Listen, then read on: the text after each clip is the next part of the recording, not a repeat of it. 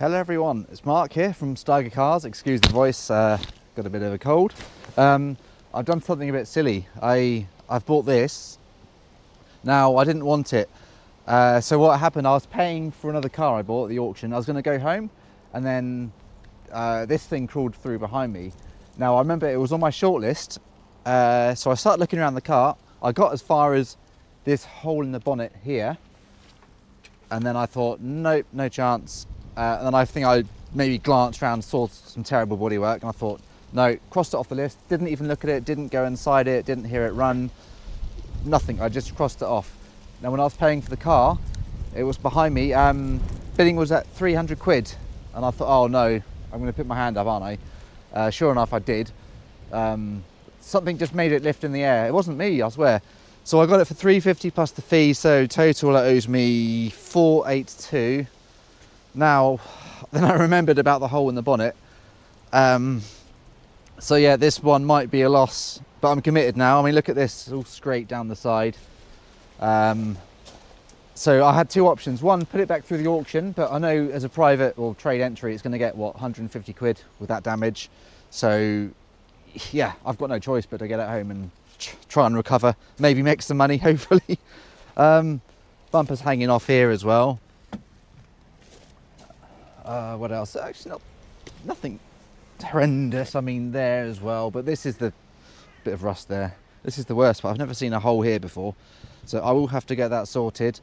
I'll do it myself, so I can use this as a blend line and just try and blend it in with some paint. Anyway, it's got a nice scratch. Look at this. Oh God, I can't see me making money on this. Right, let's have a look around it for the first time then. So surprisingly, the central locking works. It might even be full of water. I didn't even get this far. Right, well, it's dry. It's only got 2 former keepers, part service history. It's no, I don't even know what, hang on. 94,000 miles. So 1.2, MOT till February next year. Let's have a look at the advisories. I think they've printed them out, yes. Okay, we've got an oil leak. Indicator, steering rack, coil springs corroded, brake pedal, okay, well.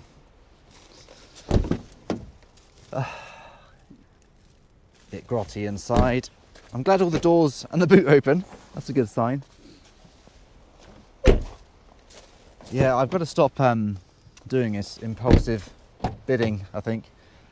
Right, I'll check the fluids, I've got to get it home anyway. I think that's the oil leak. Rocker cover gasket's clearly gone, so hopefully that's all it is. I can change that and say it's been fixed. That's an easy enough job. I need to put some order in it. I can see had a gasket being gone on this car, but we'll see once we get going. Underneath, oh yeah, it's all dripped down there as well. I'll give everything a clean up anyway, put a new gasket on there, and hopefully that will stop it. Right, let's get it started up. Right, we have filled up the water. She's alive. So let's look at the pros. We've got 94,000 miles, that's okay. Most of the service history, 2 former keepers. It's a 5-door, 1.2, good on fuel. That's about it, I think. I think it sounds okay. I haven't even checked the clutch. I mean, yeah, I think we might be okay with this one. Anyway, let's get the camera up and see if it gets me home. I'll have to keep an eye on the temperature just in case there's some water leak or head gasket issue. But yeah, we can only try, can't we?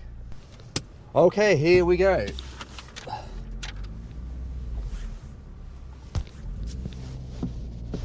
Well, she moves. I mean, I know it moves because I saw it drive through the auction hall. The brakes work, good. This could go either way. I do need to drop off the watering can. Hang on. Okay, I've got a quarter tank of fuel, enough to get home. I need to get rid of this because that's already annoying me. Right, nothing untoward so far, so let's get out onto the open road and then we'll know. It drives. There's no smoke pouring out the back. Hopefully it was just low on water. I will have to use this car for a bit myself just to make sure there's no issues. There's no point just pumping it off to someone now.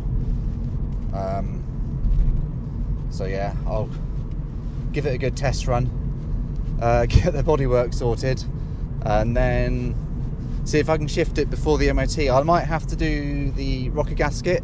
The rear springs, I think, are corroded. I'll probably leave those. I might just leave the other advisories and just point them out to someone. What's that down there? Oh, the carpet's being pulled away. I need to check that out. Anyway, we might be okay. We might not. Let's see. Well, this thing's got cruise control. That's pretty good. It's got air conditioning too.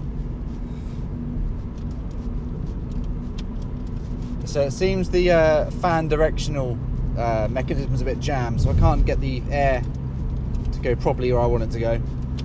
But yeah, I might have to see if I can take that off and look at that. Something's a bit jammed in there. It's also got a loud exhaust. It's either got a hole or it's got a Boy Racer exhaust. I need to check. Sounds a bit throaty, but I'll check when I get home. But so far so good. But it's early days yet. The car's probably not even warm. I haven't got a temperature gauge either, so I'll have to wait for a warning light to come on if it is going to get hot. But I'm just going to keep going for now. There is also a bit of play in the steering rack in the joints as per MOT advisories. Now I can kind of, on some bumps I can hear something clicking, and I think I can feel it with stationary, so I might look at getting those done. They're only cheap and it'll just help with the sell, I think. Also the brake pedal, it said wearing smooth. I can see it's like gone on the edge. The clutch pedal doesn't even have a cover, so I might just get a set and chuck them on there for the brake and clutch. Be cheap enough, won't it? A couple of bulbs at the back I need to put in just to clear the advisory sheet, and there's corroded rear springs. I mean, if they don't look too bad I'll leave them, but again they're only going to be 20-30 quid for a pair, so I could just quickly do them. We'll see. Let's see if the car makes it home first before thinking about investing. Well, back at base we survived. Yeah, I don't think it has any other issues, so I will get to work on all the little bits, fill the rust hole, order some paint, try and sort some of this out, sort out the directional flap for the air, give it a good check over. So yeah, sometimes I forget there's sort of fees on top, so when there's a car, a couple hundred quid, you just end up bidding impulsively. Well, I do anyway. I wouldn't have bought this car privately for what I paid at auction, so yes, live and learn. Well, I don't learn, but never mind. Let's get started and see what we can do with it. I think the first job is going to be to fix this hole. So that wasn't actually there on auction day. I remember walking up to the car, putting my finger through it, and it went through. So maybe that helped me get it cheaper, I don't know. Then I might give the car a polish to get rid of all this stuff here. I think that's paint trade. Most of that should come off, I hope. I had to order the paint for this car, so I went to get the paint code, which is here, and someone's peeled off the sticker, so I had to phone up Vauxhall to get that. But never mind, that's been ordered. So by the time I've done all the priming and the filler and stuff, it should be ready to pick up, and then I can get it painted.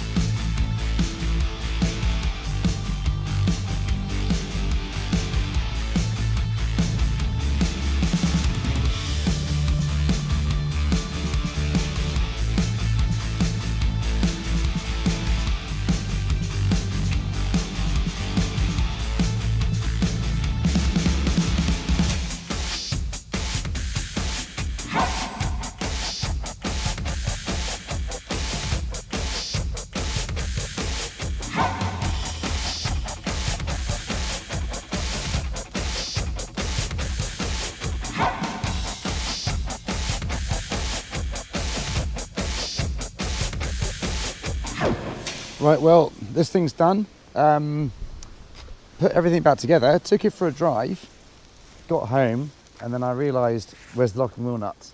I left it on the wheel. So yeah, now I'm going for, oh, there it is. I was just about to walk a quarter mile down the road to get this back, but luckily it was just at the end of the driveway. Not the first time that's happened. To fix the control flap thing. So I'm going to pop this off, take the stereo out I think, and basically reconnect it at the back. I might also check the other end to just check it's not seized up or anything, because that might be why it's sticking, but I'll check that first. If not, this will have to come off. Well, I've done some detective work. I think I found the problem. Took the glove out just to check the mechanism, which is up there somewhere. So it moves okay by there, but when you try and move it from here, it doesn't move so well. I think it's because this cable here is bent, so when it goes that way, it just kind of doesn't push the cable through, so it doesn't change the vent. So I think I need to pop that cable out, straighten it, and put it back. Hopefully that'll do. Got to get start quick. Anyway, bit fiddly, but we're all good. So yeah, that cable just needed straightening a bit to enable it to push through. Right, I'm on the evening shift tonight. It's not that late, it's just really dark, but there's the new gasket. Quite an easy job actually, for 10-15 minutes. So yeah, all good. So one last thing I did notice, there was some play in the steering arms obviously, because that's why they were advised on the MOT. Change them. I could still hear a noise and some play in the steering. So I've Googled it, done some research, and there is a pinch bolt up here, which is known for coming loose on the Corsa Ds. And that's what's happened with this one. So there's a bit of play and I can see some movement. So, little torque socket and tighten that up. And that should be, yeah, there it is. So that has now stopped moving. So that was a quick, easy fix. Glad of that. Oof. Getting too old for this.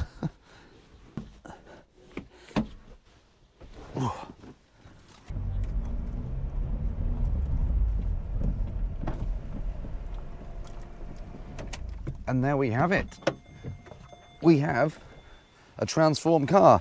So I ended up doing all the advisories in the end. I thought, for the sake of what, 20, 30 quid for a set of springs, 20 odd quid, 30 quid for the arms, a few other little bits, is worth doing. Then I can say it's got no advisories. So I think it's come up pretty well. Remember when I got the car before, it was all scratched and all mulched down the side.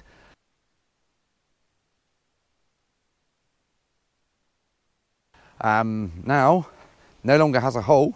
I mean, it's not perfect, but come on, it's not bad, is it?